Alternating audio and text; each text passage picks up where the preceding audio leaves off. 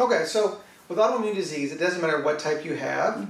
A big group of functional medicine doctors got together about 5 years ago. And we all got together because we said, you know what, we're all seeing the same thing. So let's come up with a sort of a way of all looking at this together so that we're able to educate other doctors on how to do it. So this is what we found. The majority of people with autoimmune disease have what we call a leaky gut. And that leaky gut is in the small intestine. You have damage. Now, that damage to your small intestine can occur from drinking alcohol, from taking anti-inflammatory medications, to taking birth control pills, or the most common reason, just being stressed, right? So what happens is there's damage to the pores of your small intestine that allow you to absorb all of your nutrients. And when they're damaged, you have absorption of food particles bigger than they should be, and you get absorption of toxins, and then bugs can come through there, like bacteria and yeast, and cause all kinds of problems.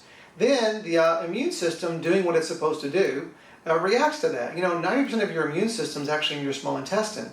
So everything that you have in your body that's absorbed is absorbed through your small intestine. So once that's damaged, there's a lot of things that can go wrong because you're not absorbing things well enough, and you're getting a reaction to the things you are absorbing. So once those particles come in too big of food, then we can have what we call food intolerances.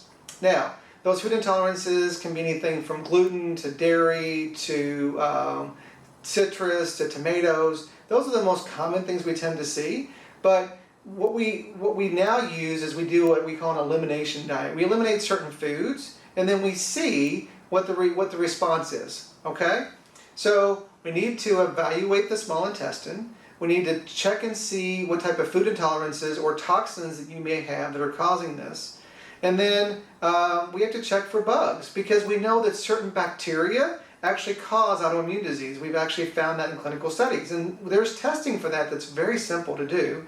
We can use that with a stool test, or we can use that with a urine test, and sometimes with blood.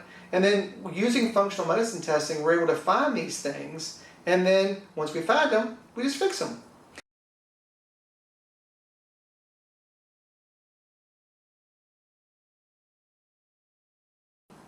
So you can use that with diet, right? You can use what we call prebiotics, which are good fibrous foods that the good bacteria like to feed on. You can do that with probiotics, or taking a probiotic. You can do that with fermented vegetables and foods. And then also what you want to do is you want to get rid of those bad bacteria, right? So there's certain herbs that we know do that. Almost 100% of the time, I use herbs because it's a lot more gentle approach versus using antibiotics, which is just going to wipe everything out, right?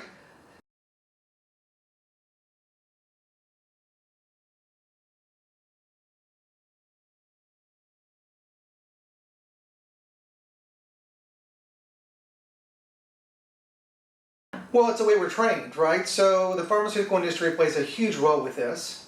They give 50% of our money to our training in school, and so we get taught this. And the model that we're taught is to use these very expensive medications that have lots of side effects. Bone marrow failure, they're chemotherapeutic drugs. And so there's going to be a lot of problems using those things versus a very simple, gentle approach. Now, we know in the medical literature that there's been bacteria associated with autoimmune disease, but because it's not the usual thing that we do, it's not something that people are trained to treat.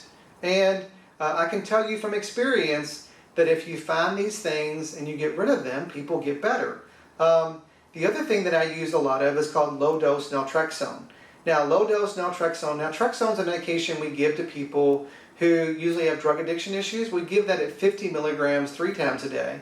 We found that low dose, which is usually 4.5 to 3 milligrams a day, just once a day, averages around $35 a month from a compounding pharmacy. It increases endorphins and it balances out the immune system.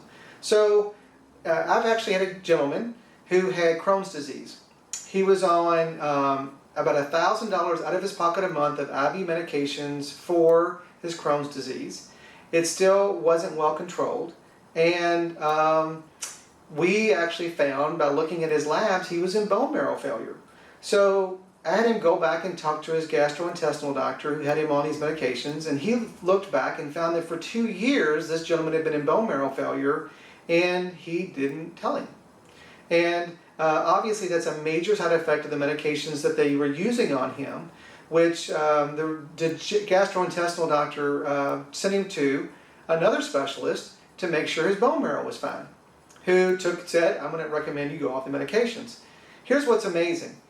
Within 3 months, just following the protocol that we just discussed, we evaluated him for food intolerances and found that he was intolerant of wheat and dairy. We healed his leaky gut. We did a detoxification process on him, and we found that he had very low testosterone, and he was a business owner, and his adrenals were completely cooked. He was an adrenal failure, okay?